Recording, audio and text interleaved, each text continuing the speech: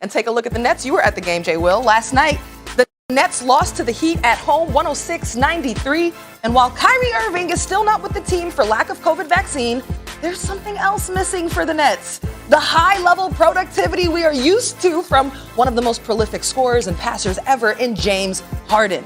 Through 5 games, Harden is averaging 3 free throw attempts per game and just 16.6 points per game, way down from his career averages of 8.7 free throw attempts and 25 points per game. Confident, being aggressive, and it's getting better every single game. Like, as much as I want to get back to just, 30s and 40 points, you know what I mean? It's like, I can't do that, you know what I mean? As much as I want to, obviously would love to. I had no opportunities to play pickup or nothing this summer, you know what I mean? Everything was a rehab for 3 months from a grade 2 injury that happened three times in one season. So I just embraced moments like this and things like this, and I just keep pushing through it. James still coming back from that hamstring injury, and he tallied just 14 points in the game, his 3rd straight game, scoring 15 or fewer points. Dating back to last season, he's made fewer than 5 free throws in 8 consecutive games while averaging just over 16 points per game. Harden himself has said his offensive game is limited right now as he continues to make his way back from off-season spent rehabbing his hamstring injury. And also there's been some officiating changes as well. In addition to his health, this offseason, the NBA made rule changes to discourage the calling of fouls for unnatural offensive movements, a change that some are saying could also be directly affecting Harden's style of play, as he's very good at drawing that foul. So, guys, Jay Will, I'll start with you. What's the bigger issue for the Nets, in your opinion? Is it that Kyrie Irving's out, or is it more that this is not the James Harden we're used to? It's the latter. Yeah. You got 2 top 5 players on the same damn team. 2 of the most prolific scorers in the history of basketball on the same team. Sitting there watching the game last night, one of the things that I got frustrated about, and I get it, he's a hooper, right? So for James, hooping every single day is what he does. When you can't do that for an extended period of time, it takes you a second to find your rhythm back. But that's not the key thing. I'm not worried about that. He'll find his rhythm. Every play, Legs, every play, I'm telling you, watching this game, there was him playing for the contact, not playing through the contact. It's not good enough. James Harden is a bully when he plays basketball. He needs to find a way, and I don't know how many games it's going to take him to do this, but there were so many times I'm watching him look at the ref. I'm like, don't look at the ref. Bully through contact. You weigh 220 pounds. You can move in ways other people can't move. Now, Miami's one of the top defensive teams in the league, and I also think that Eric Spoelstra outcoached Steve Nash. That's a whole other conversation that we'll need to get into for Kevin Durant and James Harden down the stretch with how Steve Nash handles his rotations. But it was him not bullying through contact, Legs, him looking at the refs every single time. And I will say this, the chemistry between him and certain players are so off. LaMarcus Aldridge, every time they're involved in a pick and roll, they can't feel each other out. He has better chemistry with Nick Claxton. Maybe considered they played together last year, but that just feels off. And James needs to find that, Legs. If he can't find that, it's going to be a problem for the Nets. Yeah. And for James Harden. Yeah, I talked about, teams being a work in progress. Nothing can be evaluated with the Nets until Kyrie Irving's situation is resolved. We all know that.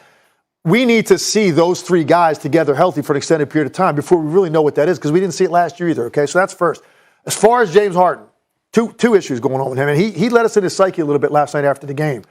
And I went through it, having an ACL reconstruction, having an also partially ruptured hamstring training camp. When you deal with that and you recover from it, and you're a guy as explosive as he is, and he's telling you, I'm reluctant to go full throttle because I don't ever want to experience that again, that's part of this right now. He just doesn't have the decisiveness offensively. He let you into his mind last night a little bit, and I think he was honest about it, and he's going through it, and that will get better.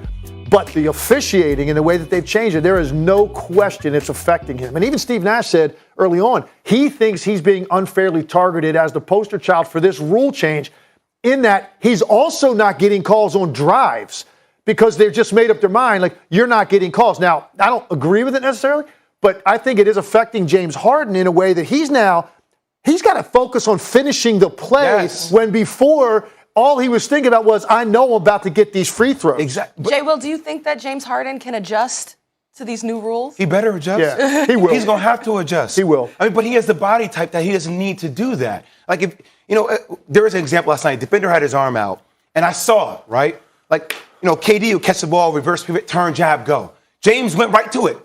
He extended his arms, went right into the. I'm like, no, James, you don't need to play that way anymore. Yeah, right. Put your shoulder in somebody's damn chest and punish them at the rim. But the fact that he's still programmed that way, that takes a minute to recalibrate. But he's going to have to do it. He's going to have to do it. Absolutely. Well, the Nets season is certainly hanging with his ability to get it. My career, I've been blessed, just not having any surgeries or whatnot. So just that whole process last year was just like frustrating and draining. I love to hoop. Like if it wasn't for the money, I'd still be hooping. So it was frustrating last year. It was draining for me to know that I couldn't be myself and be out there on the floor and be, the player that I am. But I'm finally, slowly getting back to it. It takes a lot of hard work and dedication, and it's going to happen. But you got to just continue to, keep fighting for it. And I will. So last night at the game, I felt like I never saw James Harden get into his bag, Key. Rotations were really weird last night. Him and LaMarcus Aldridge, that chemistry is so far off. He has better chemistry with Nick Claxton than he does with LaMarcus Aldridge. And I started thinking last night, I'm watching, I'm like, all right, Mike D'Antoni's not there. It puts a lot more pressure on Steve Nash with a lot of the sets that they're doing with Jacques Vaughn. I do think that James Harden will eventually find it. But there's some gaps here with this team, man. They're older.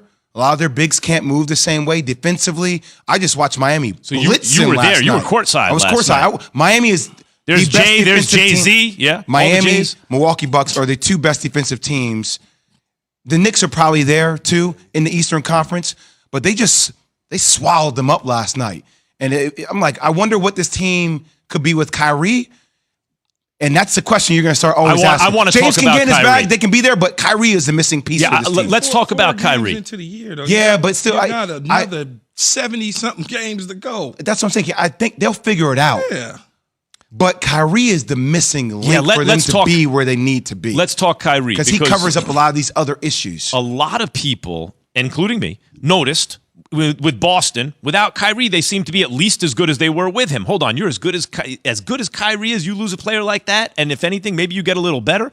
Same thing with the Nets 2 years ago, right? Same thing. Or when he got to Brooklyn, it was like, wait a minute, why isn't the team much worse without Kyrie? If you pointed out then, you got to point out now that with Kyrie last year, without KD, just Kyrie and Harden, they were killing the game. And without Harden, but still with Kyrie and KD were smashing the Bucks. Kyrie does seem to be the missing ingredient on this team. Why do you think that is, Jay? I think when you have offensive firepower like Kyrie, James Harden, and KD, it covers up a lot of the flaws. Because you're scoring at such a high clip all the time, right? Because they're so special of players. Now when one guy's off, it's a struggle for this team. What are the chances of two guys being off? Not high. What about the fact that Kyrie has said publicly KD's the first scorer he's ever played with where he could defer because he's even better than him? And so when he can play with KD, he can be a point guard. And with Harden, he gave Harden the ball, said, you're the point guard. So that frees up Kyrie to kind of just play loose and be himself. What's the panic, though, here? No, I don't think there's panic. I think that because when you look at it, they've played 5 games, right? You got so many more games to go that whether Kyrie's in the building or not, I would think that they're going to get it together, right? I don't think you think Minnesota's getting ready to do anything. No. And they're sitting at 3-1. Chicago is undefeated, and Chicago will be a playoff team. But do you think Chicago could beat the Nets when they're fully geared up mid-year? I think it'll be an interesting series. Yeah, they'll lose an interesting series. If Kyrie's not there, I think it'll be a very interesting series. But the Bulls are, I thought that since they made the offseason moves. They're going to be good. There's no question with Zach LaVine and company and Ball and Caruso over there now. And who am I missing? DeMar DeRozan. Guys, So they got a team. But I'm just saying, when you start to look at the Brooklyn Nets 4 or 5 games into the season and their record is less than 500, don't panic in this situation. So can I tell you something else I saw last night? I'm not panicking, but I did see a veteran world championship coach in Eric Spoelstra runs circles around Steve Nash. And I think as you start getting deeper into basketball, the evolution of where Steve Nash goes as a head coach will determine how far I think the Nets can go as well. Let's stay right there on the coach. So there are at least 3 layers with Harden. To his own admission, he hasn't really played pickup and gotten ready because he's rehabbing, right? So he's not where he wants to be. That's 1. 2, we mentioned Kyrie's absence and how, in a weird way, he's kind of the glue guy on this team. Legs and I were joking about this on the air yesterday. And now 3, and I'm not putting them in order of importance. I'm just saying here's another level. They had D'Antoni on the bench last year. You mentioned this, Jay. D'Antoni and Harden can roll out of bed. Here's the ball. We know how to do this, right? Offensive genius. D'Antoni is not there this year. How much of an impact is that having on Harden? I think James Harden will be okay, but that familiarity and having a guy like that on the sideline that understands what positions of the floor he needs to put you in so you could be at your optimal best, I think is a huge missing thing. You know, talk about another huge missing piece. Jason Kidd, I think, is also another huge missing piece for the Los Angeles Lakers. We're also struggling. Frank Vogel is a defensive-minded coach. I don't think this team is going to have issues offensively, but still not having him there, I think there's something missing there, too, I think Jason Kidd could have unlocked the Russell Westbrook situation a lot sooner. It's still going to happen eventually, but I think he would have found ways to have these guys operate with LeBron and Russell on the floor. I'd much rather have Jason Kidd on that staff than having him be in Dallas. So, still very early. I get all this. I'm just talking about being in the trenches, seeing what you see as teams need to work through and how they need to get better, Keith. Yeah, and even James Harden's shots last night were nice open looks. They just wasn't falling. Yeah, there is something, though. It was almost like it not out of shape, but not at the shape he needs to be this early in the season. Can I geek out for 1 second? You know, sometimes when I hear you talk about the routes that you run, it's going to take a major adjustment by Harden not to play into contact. A lot of his game is suited around playing into contact all the time, and they're making it a huge stance in the league not to call that. And last night, I still see a lot of that from him. Like breaking arms, doing all that stuff, and they're not calling it. And he's looking like, this one here? Yeah, like if you guys can't see it because if you're in your car, but there's a pole, right? Like he will rake through arms, and the refs are looking at him like, we ain't calling that no more. Right. There. So now 4 layers. He had to rehab 1, so he couldn't play enough. D'Antoni's not there is another. Kyrie's not there is another. And now they're enforcing the rules differently. Again, foul calls are supposed to be there so you get a flowing kind of game so the defense doesn't act up. Offensive players have manipulated the rule, just like in baseball. Hitters' work counts. Balls and strikes, walks are there to force the pitcher to throw strikes so we can watch guys swing the bat, not so we can watch them draw walks. No one wants to see guys draw walks or shoot free throws, right? But guys like James Harden have manipulated that and gotten great at it. They take that away, Jay. How long is it going to take him to adjust to, because he can obviously also hit shots. How long to adjust to the new rules? I think by midseason he'll be okay. Or new emphasis. I think by midseason he'll be okay. He just has to get back to playing body ball, where you just can't expect to get calls. Yeah, you got to be aggressive.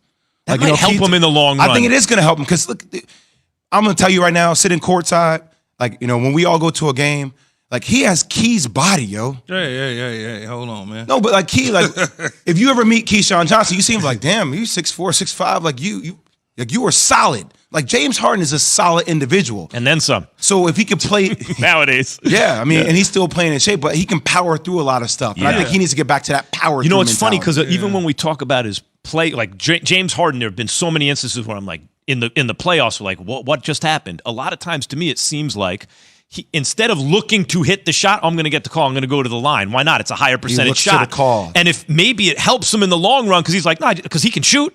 No, I got to hit this shot. And maybe he gets those calls later in the season anyway, instead of right now, early on. They don't want to give him that sort of stuff. And switch over to the Lakers really quick. I think they'll be okay. They're big.